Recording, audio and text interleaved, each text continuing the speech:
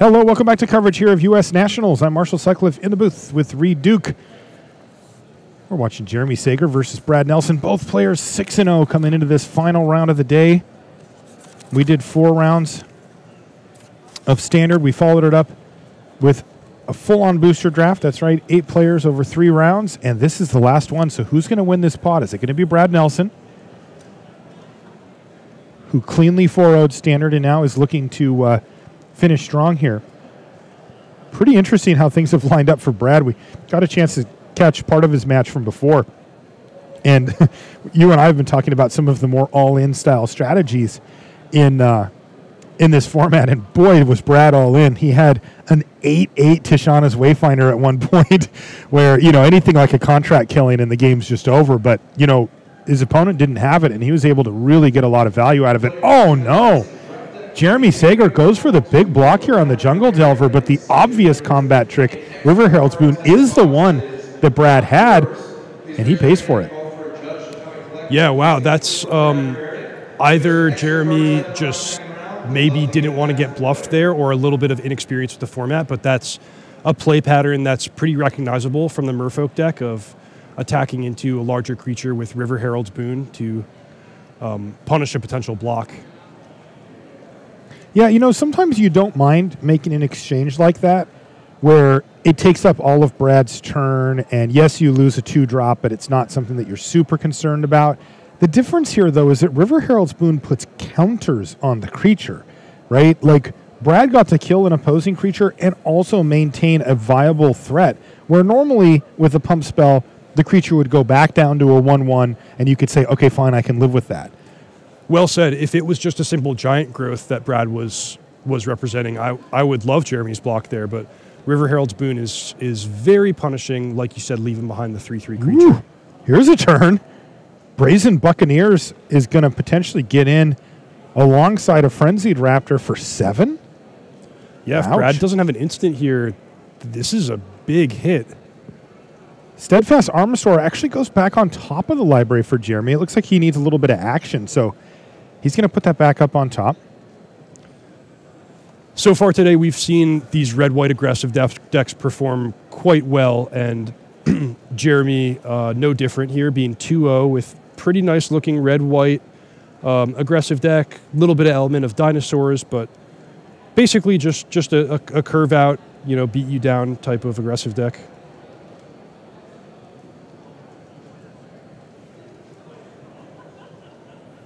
I think he's trolling you on his deck list here, Marshall. He's red-white, 10 mountains, 6 plains.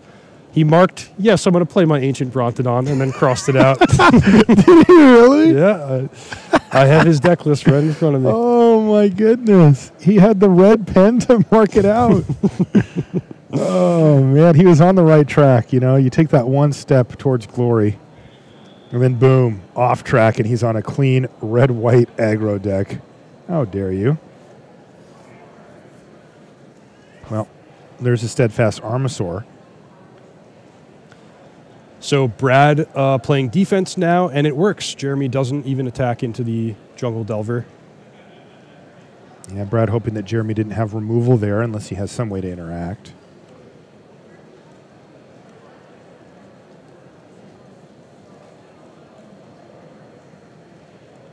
The Jungle Delver doing quite a nice job holding off Jeremy's army.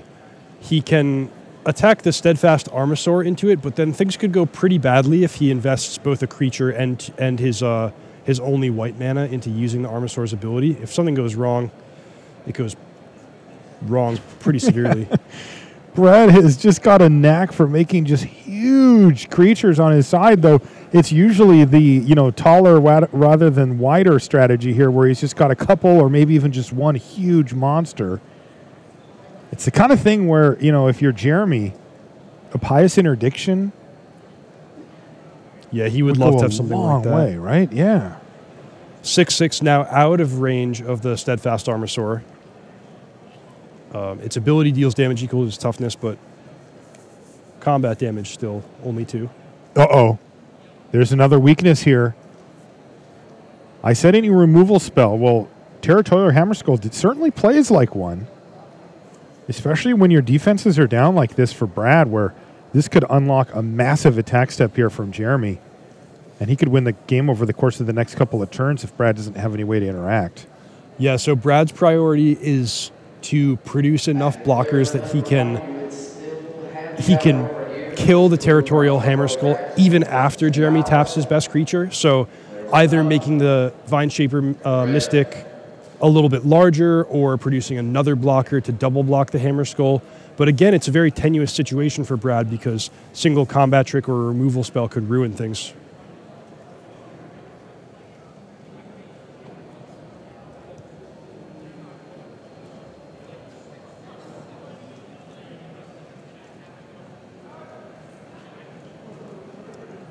This is a turn where Brad definitely does not want to spend his mana on his Jungle Delver. He really needs to add something else to the battlefield. Yeah, the clock is really ticking thanks to the Hammerskull here. It has a lot of potential to clear away blockers and allow tons of damage to hit Nelson. He's going to have to do something here. And he actually has a very nice card here, a Prosperous Pirates. And that does a fine job because it can still block the Hammerskull and kill it. Ooh, Brad getting aggressive here. He surely has an instant or an additional card to cast. Yeah, what do you make of him? What do you make of him casting the Prosperous Pirates first? There's something to that, right? Yeah, you're absolutely right. You make a great point, Marshall. Brad must have a card that costs exactly 2 or 3 mana, and he needed to do things in this order. I guess alternatively it could be an off-color card, but it doesn't look like... He's got a follow-up Drover of the Mighty, though. It's not super mighty at the moment, just a 1/1, but still, this is looking like a race here, and, you know, a 1/1 can chump block just the same.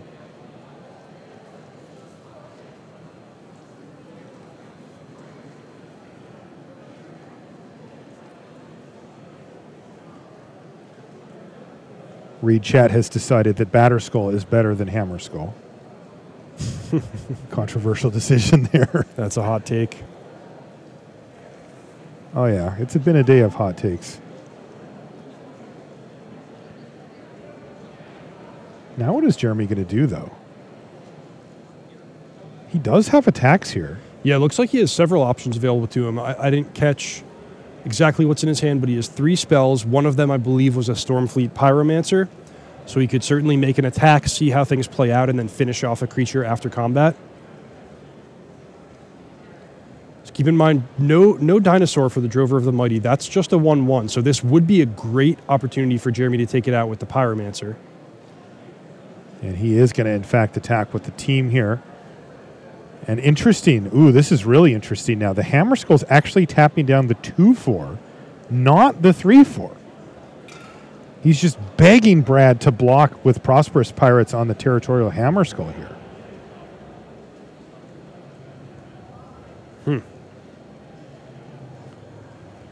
That's got to be red flags here for Nelson. Yeah, it seems to me that the obvious block for Brad would be Pirates on Hammerskull and Drover potentially chump blocking the Frenzied Raptor. Yeah, this would have Brad taking 5, and if nothing changed, Jeremy losing his Hammerskull, which would be another big swing in Brad's direction. He doesn't want to tussle with the Steadfast Armosaur. And he doesn't want to take... Well, ideally he wouldn't take 9 damage because then he could be dead to an unfriendly fire. Right, he has to consider that. So if he blocks only the Brazen Buccaneers, that leaves him taking 8, meaning pretty safe from dying this turn, but he has to plan on winning the game next turn or else he's probably not going to win at all. All right, well, it was Vampire Zeal. Sure. That Jeremy had. And that gets, of course, the Brazen Buccaneers over the hump there. Kills a Prosperous Pirates, and he does have a follow-up play with Tillinolly's Knight. So 2 blockers back at 11 life. Yeah, even convenient that he left up enough mana to activate the Steadfast Armosaur's ability. Oh, yeah, that's nice, too. Yeah, that is going to make it difficult for Brad to actually kill him. If Brad had a dinosaur, he would have lethal. 6, 7, 8, 9, 10, 11. But getting through 2 creatures and playing a dinosaur this turn is going to be problematic here for Nelson. So that seemed like a good turn there for Jeremy. Yeah, Brad was playing with fire a bit, attacking with the Jungle Delver last turn. He was trying his hardest to set himself up for a lethal attack, or at least a threat of a lethal attack, where Jeremy would have to play more conservatively. But if neither of those two things happen, then it's going to wind up being very costly that he chose to attack with his most important blocker last turn.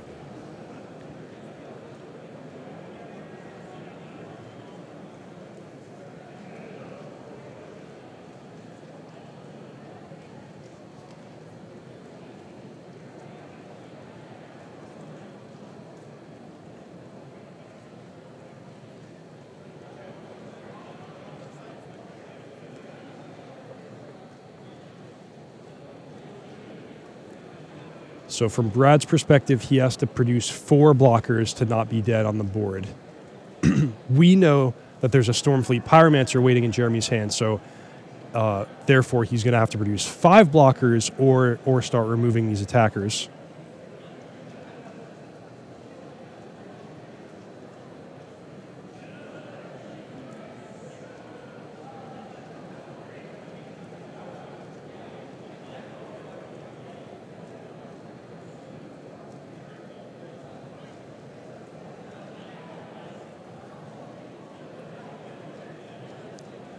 Brad Nelson deep in the tank here.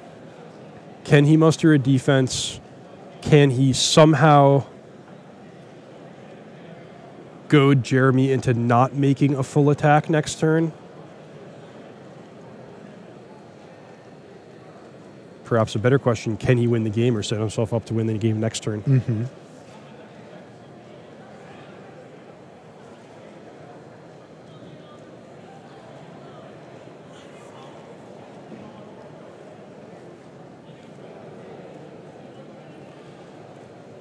Brad Nelson has a mostly green deck here.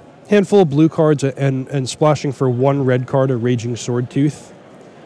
The splash made fairly easy by his New Horizons and treasure makers like that Prosperous Pirates. Yeah, you could certainly cast it if you found it.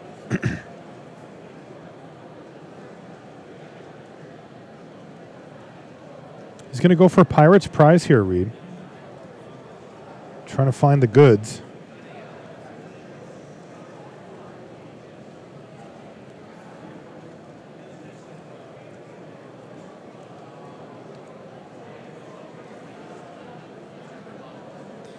So I said it a moment ago, he needs 4 blockers to not concede on the board. Realistically, he needs 5 blockers to start actually fighting back into the game. Or he needs something strange to happen.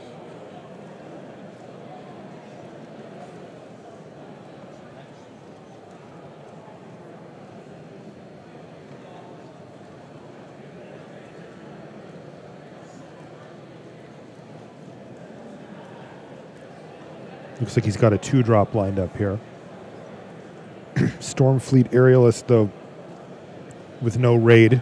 It'll likely just be another speed bump for Jeremy. Brad is taking a long time with this turn, but it was also a complicated turn to assess. Mm-hmm.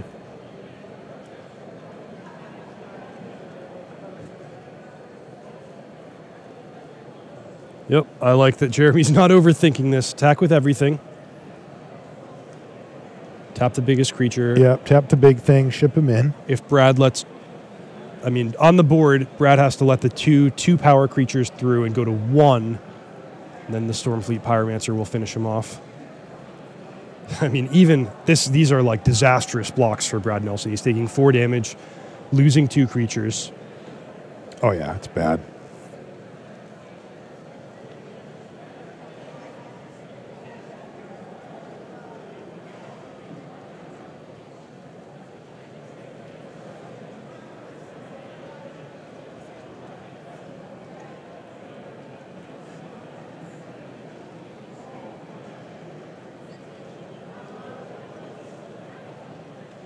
All right, Brad says block like that. And that should do it. Jeremy says no effects. Yeah, pass priority. Brad goes to 1, and his creatures hit the graveyard. And now you just windmill slam the Pyromancer here and say, I'd like to go upstairs with it. And that happened. So Brad Nelson loses that one. Jeremy Sager picks up game number 1. A close, hard-fought race between the two players. But ultimately, it came down to a couple of combat steps there that didn't go Brad's way. He attacked, got hit back pretty hard, and Jeremy built out his board behind it. And it made it really impossible for Nelson to get through and actually finish the game. And once he was on his heels, felt like Jeremy just had the upper hand there.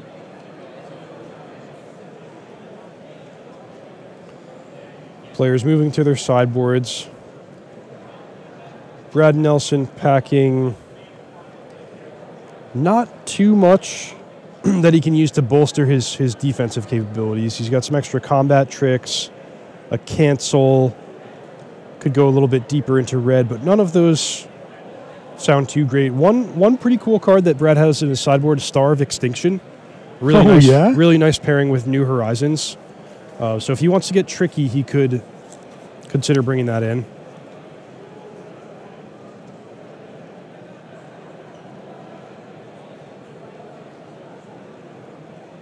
Meanwhile, Jeremy packing a Legion's Judgment, a Dual Shot, a Hijack, and a Sun-Crowned Hunters if he wants to go a little bit bigger. We have seen Hijack do some cool things today out of these red-white aggressive decks.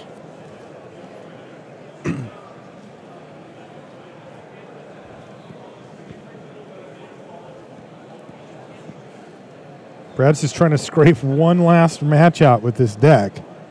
If he can do it, he'll be 7-0. Jeremy Sager says, you know, I got a pretty good one here too, though, and I'd like to be 7-0. I think I'll try to stop you, sir. And he is one step to the good for that. With one more win, Jeremy will be undefeated overnight. And that is a great place to be in. You're going to need it, too. We're thinking the record for top 8 is going to be pretty tough here.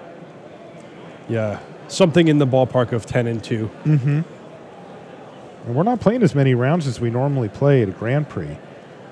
600 players here in the field. We're playing 7 rounds today and then another 5 tomorrow. Then the top 8.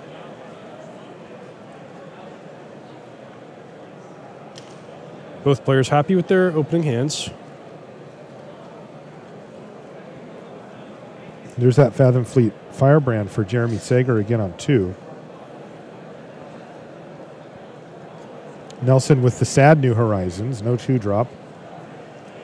Though that does mean perfect mana for the rest of the game for Brad. Yeah, with one more land, he can basically cast everything in his deck. There's 2. Nice little follow-up here from Jeremy. Oh, yeah, Frenzied Raptor. 6 power on the battlefield, really forcing Brad to start reacting to him. But I think Brad will. Oh, boy. Raging Swordtooth there.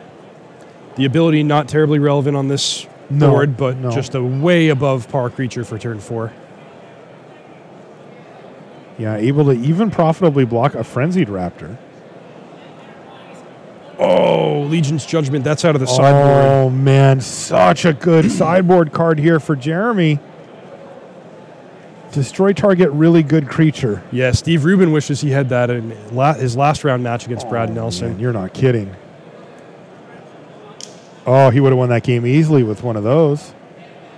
Brad had 3 or 4 cards sunk into that Wayfinder a couple rounds ago.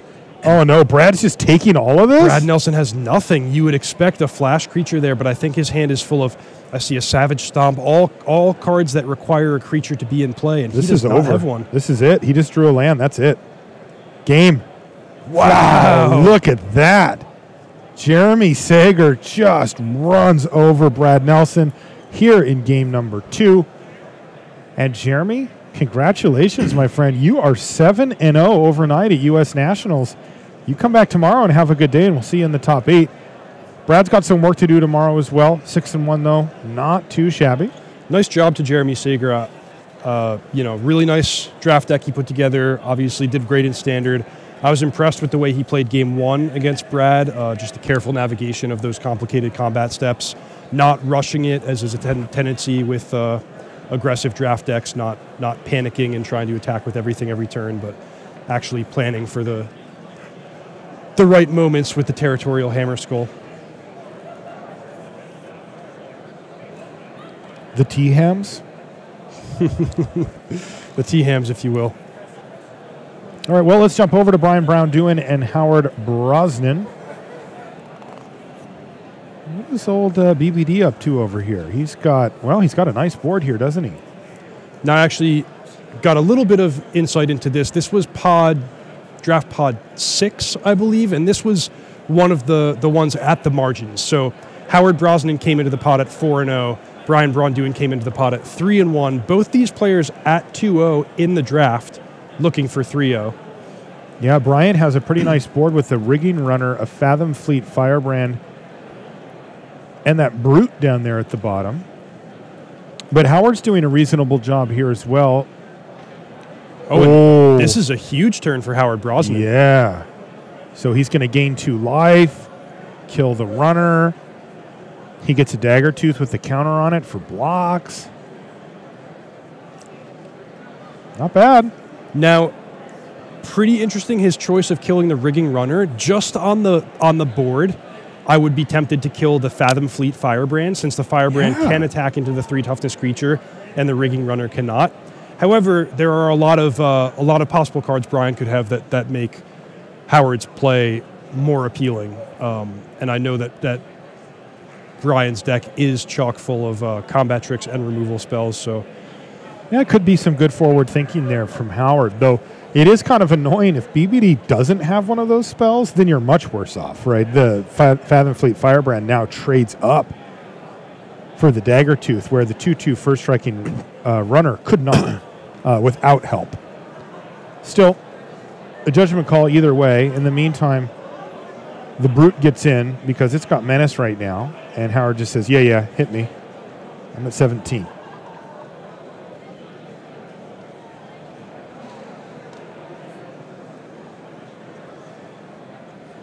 All right. Oh, he's going to start attacking. Spike-tailed Ceratops. Not a particularly exciting card, but looks okay here. Ravenous Daggertooth, though, is going to chip in for 4 as Howard starts to turn the tables back on Brian. Looks like we're in game number 3 here. This is just the situation Howard wants to be in. He has access to 5 mana, but isn't flooded. He's still holding powerful cards in his hand, including Colossal Dreadmaw. And just getting to the late game on even footing is going to give his powerful red-green Dinosaurs deck a leg up against Brian Braun-Duin's more low-to-the-ground red-black Pirates.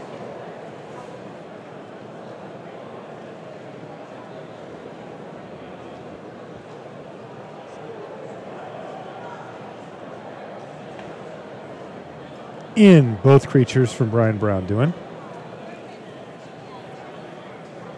Seems like a reasonable attack here as Howard can block the Fathom Fleet Firebrand. And Brian could trade off for it. No blocks. Whoa! Or maybe they used verbal communication there. No blocks. Wow, just take 6. Howard, no fear. Oh, but this did not work out well for him. Yeah, Fire Cannon Blast with Raid. This format's very tricky. Blocking in Ixalan is very tricky because you do get punished sometimes if you play conservatively. You play around the combat trick, and then after the fact, it turns out that your opponent was just attacking to trigger Raid. So that turn worked out not well for Howard Brosnan. He's got himself a thrash of Raptors here, but he looks a little shell-shocked as he might just be passing the turn back now. No longer interested in battling. He is on the defensive.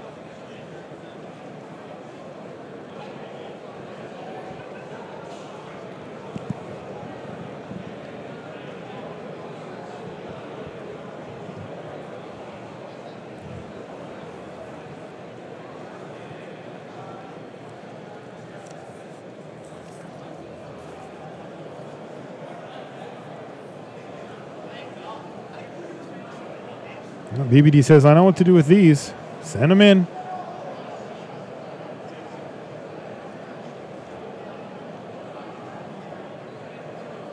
Howard's tapped out. So Brian has perfect information.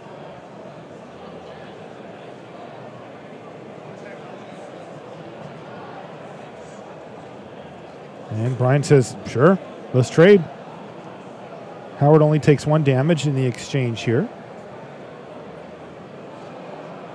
But another brute is follow-up play here for Brian Braun-Duin. And they do affect each other. So they both got menace. Ooh, Colossal Dreadmon now for Howard. So that's the easy part. The tough part is deciding how much he wants to attack with. He could just swing for the full 8. That's pretty appealing, cutting Brian's life total in half. But then that means he can't block. Headstrong Brute potentially could be dead to an unfriendly fire or a hijack. I guess he's pretty likely to be dead to a hijack. Any way you cut it. Get in. Yeah. Also not, I wouldn't necessarily put BBD on playing with hijack necessarily. Agreed. He has 1 on his sideboard. I mean, one of the other things just from a bigger picture perspective is like you have to punish your opponent for playing Headstrong Brute, right? It cannot block. Like if you don't attack into it, you're just letting them free roll the fact that it can't block. Yeah, flipping the tables on these aggressive players and making them play the game that they don't want to play. Oh, that's a good strategy. It feels so good. Because they're just not equipped for that type of thing. It does take some risk, though. Howard could have jammed there. He could have gone in for 8. Knocked BBD down to 8. But I like his chances after that. Remember, Brian with no blockers. None. And you'd have 11 power of trample plus a 3/3 cracking in. How in the world is Brian? Now if he untaps and kills you, you feel bad. Suncrown Hunters for BBD. Looks a little undersized on this board, to be honest. So a removal spell for Howard is lethal. Yep. Does not look like he has it. Oh, this is close, isn't it? He can attack with both, force a trade, get in for 6, 7. Brian has no cards in hand, so... But Howard goes to 4, facing down a 3-powered creature. Right. I think it's right to do it, but, that's the kind of thing that makes you nervous, right? Yeah, you want to make the play that beats the board. Keeping in mind, if Howard does have a blocker to play after combat, the Headstrong Brute no longer has Menace, so that is... True. A little bit of good news. Take 7. You go to 4. I take 3. I go to 4. Oh, Marshall, BBD does have 1 unfriendly fire in his deck. Oh, he wants to see that bad boy. Let's see if he can hit it. Well, he didn't slam it on the table, did he? This is blockable. Oh, no! Howard took it. He could have blocked that turn. Oh, no. The Drover the Mighty needed to get out in front and block. Oh, my goodness. Oh, BBD got away with one there. Oh. Stealing a victory. To go to 6 and 1 on the day. What an end to an awesome day of Magic. Oh, man, BBD, I'm just shaking my head. He got away with that one. Yeah. I think Howard must have just forgot. Yeah, so what's your read on that situation, Marshall? Do you think Howard just had mentally given the Headstrong Brute Menace and didn't know? I think he thought it had Menace. Yeah. Wow, that's going to do it for this round. Woo.